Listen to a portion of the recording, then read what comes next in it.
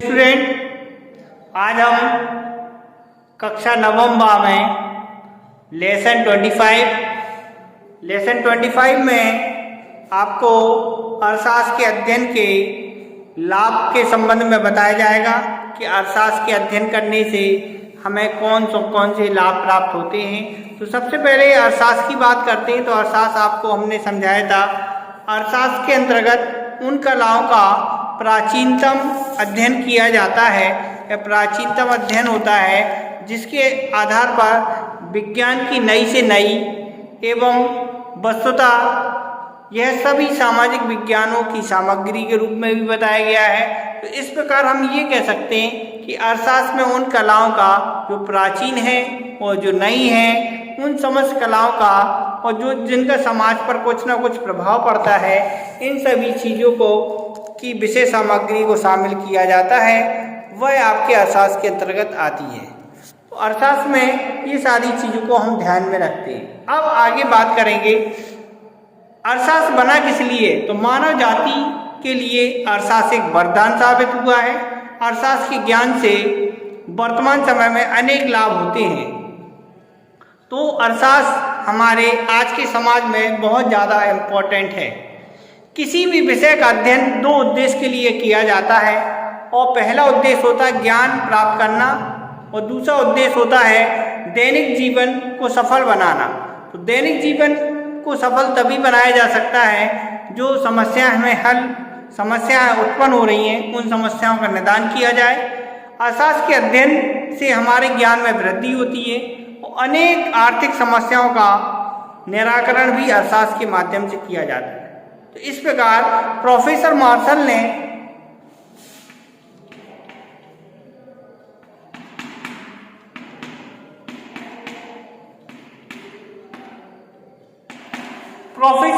के अनुसार अर्थशास्त्र के अध्ययन का प्रथम उद्देश्य ज्ञान प्राप्त करना है, और ज्ञान प्राप्त करना और दूसरा उद्देश्य सामाजिक जीवन को मार्गदर्शन प्रदान करना है। तो इस प्रकार हम ये कह सकते हैं अर्थशास्त्र के अध्ययन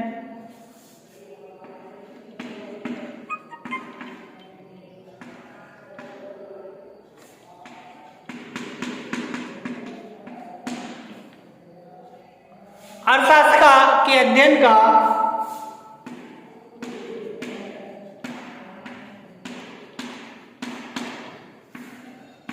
प्रथम उद्देश्य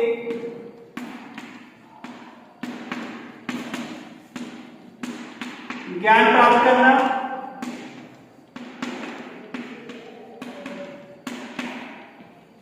अर्थशास्त्र के अध्ययन का पहला उद्देश्य ज्ञान प्राप्त करना और दूसरा उद्देश्य सामाजिक जीवन को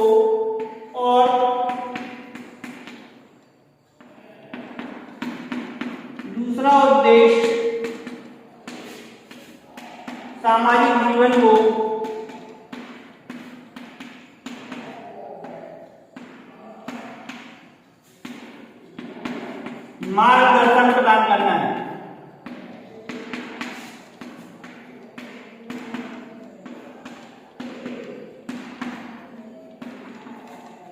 इस प्रकार अर्थशास्त्र का ये उद्देश्य है।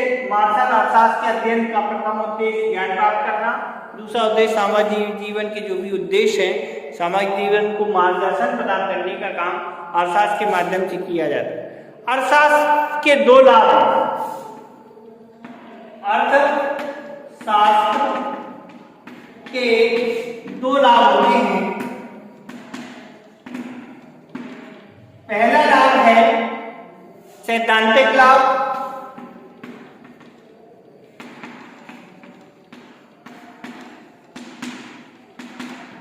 दूसरा लाभ है व्यवहारिक लाभ।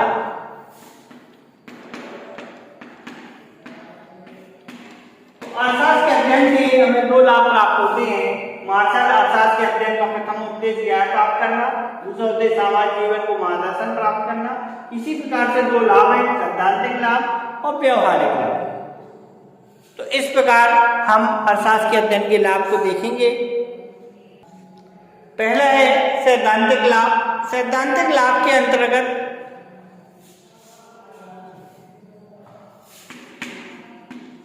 थ्योरिटिकल एडवांटेज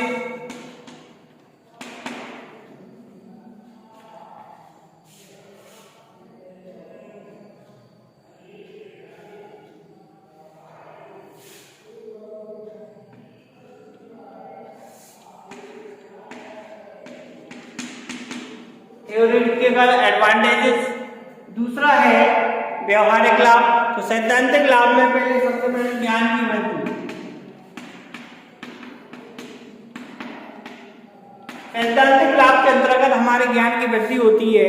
अर्थशास्त्र के अध्ययन से मनुष्य के ज्ञान की वृद्धि होती है। इसके अध्ययन से अर्थशास्त्र के विभागों और नवीन आर्थिक घटनाओं की जानकारी प्राप्त होती है। अर्थशास्त्र के अध्ययन से उपभोग, उत्पादन, विनिमय, वितरण का ज्ञान प्राप्त किया जाता है। इसके अतिरिक्त हमें बेरोजगारी की समस्या, गरीबी की समस्या, जनसंख्या की समस्या, तेजी से मंदी की समस्या, पूंजी के विनिमय की समस्या, बाजार की समस्या, मुद्राओं के मूल्य निर्धारण की समस्या, इन सभी चीजों का ज्ञान प्राप्त हो जाता है। तो अर्थशास्त्र के अध्ययन से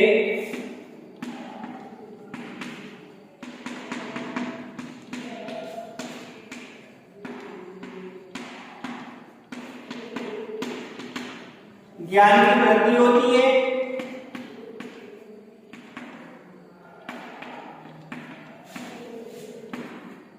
तथा बेरोजगारी तथा अन्य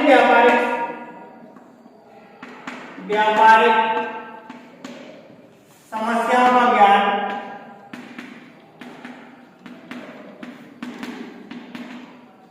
ज्ञान प्राप्त हो जाता है।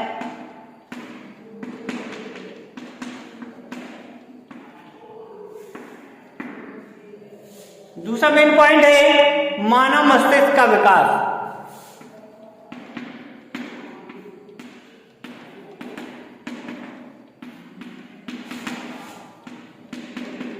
अर्थशास्त्र से मानव मस्तिष्क का विकास हो जाता है। अर्थशास्त्र के अध्ययन से मानव के मस्तिष्क का विकास होता है, क्योंकि मनुष्य में विभिन्न प्रकार की समस्याएं का अध्ययन करने का उसे मौका मिल जाता है, और जिससे मस्तिष्क का विकास होता है उसे तर्क वितर्क करने की क्षमता, निर्णय लेने की क्षमता का विकास होता है। तो मानव मस्तिष्क का विकास अर्थशास्त्र से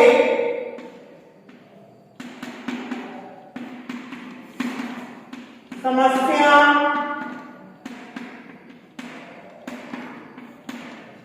का निदान करने से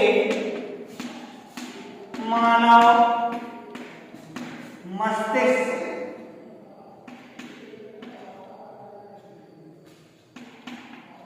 का विकास होता है।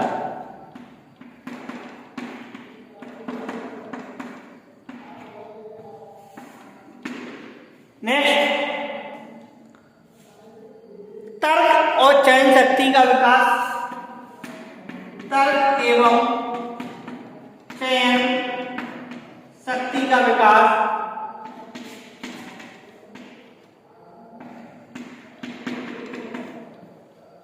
तर्क एवं चयन शक्ति का विकास। अर्थशास्त्र में मनुष्य प्रकार की बहुत सारी समस्याएं उत्पन्न होती हैं, और उनके निवारण के लिए भिन्न भिन्न प्रकार की विधियों का प्रयोग किया जाता है, और इन विधियों का अध्ययन किया जाता है, और इसके तर्क शक्ति का विकास होता है, जिससे मनुष्य की चयन शक्ति का भी विकास होता है। तो अर्थशास्त्र से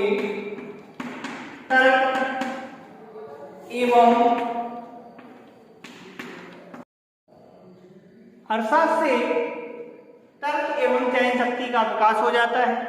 अर्थशास्त्र में तर्क और चयन शक्ति का तर्क एवं चयन शक्ति का विकास हो जाता है।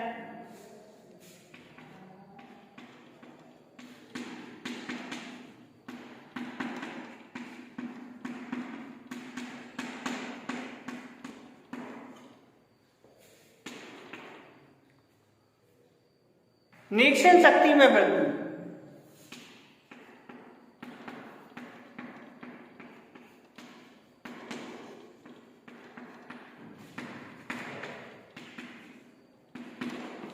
तो निरीक्षण शक्ति में वृद्धि की बात करेंगे तो अर्थशास्त्र में आगमन और निर्गमन विधियों का प्रयोग होता है।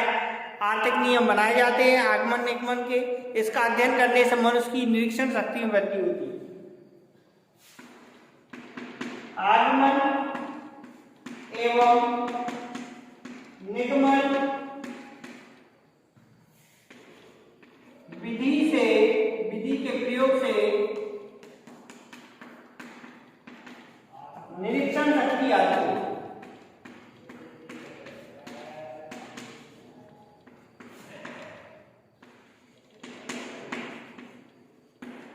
इस प्रकार हम इसके जो लाभ हैं, हमने आपको 4 लाभ समझा दिए, सैद्धांतिक लाभ है। अब हम 4 इसके जो व्यवहारिक लाभ हैं उनको समझेंगे। इसे आप नोट कर लीजिए। नेक्स्ट व्यवहारिक लाभ समझेंगे। व्यवहारिक लाभ कौन कौन से लाभ होते हैं?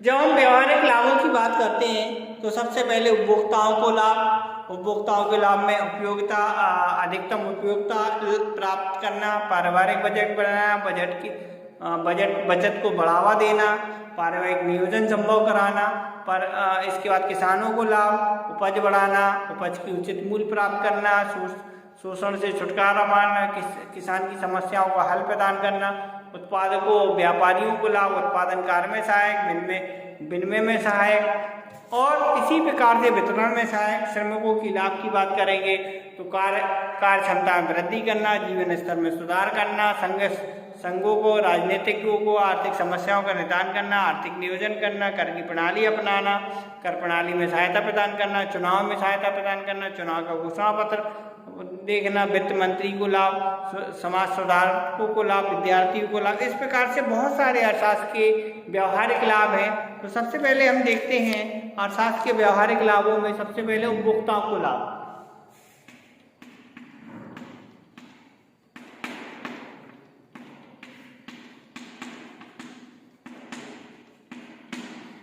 उपभोक्ताओं के लाभ की बात करते हैं तो अधिकतम उपयोगिता प्राप्त करना,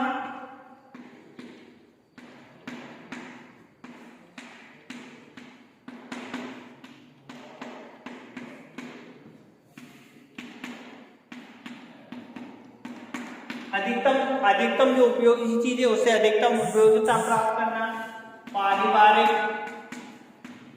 बजट तैयार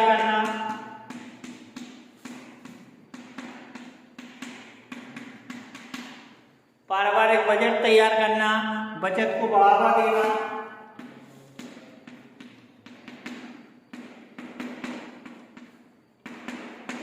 आदि लाभ आते हैं।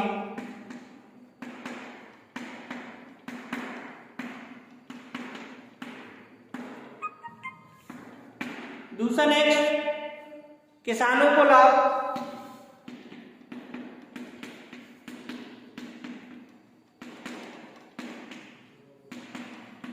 उपज में वृद्धि करना,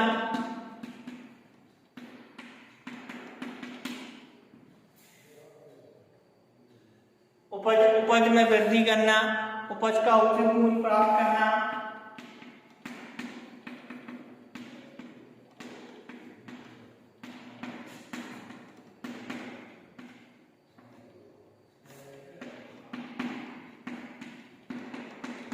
आदि समस्याएं आती हैं, आदि लाभ आते हैं। नेक्स्ट व्यापारियों को लाभ।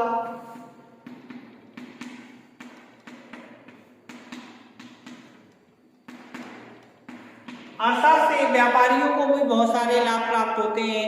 उत्पादन कार्य में सहायक,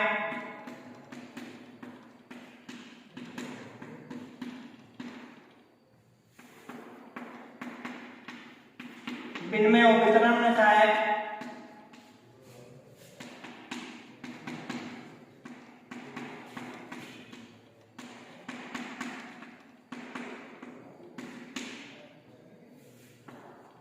राजनीतिक में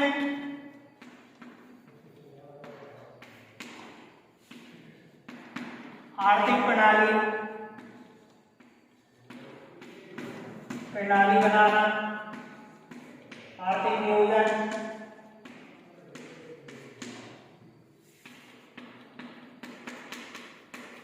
कर प्रणाली का चुनाव,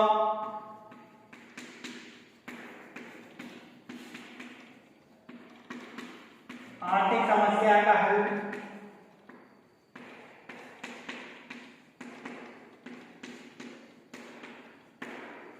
ये सारी बातों का निदान हमारा इससे प्राप्त हो जाता है। तो आज हमने अर्थशास्त्र के व्यवहारिक और सैद्धांतिक लाभों को समझा। इन्हें आप अपनी कॉपी में नोट करें, उसे लर्न करें। धन्यवाद।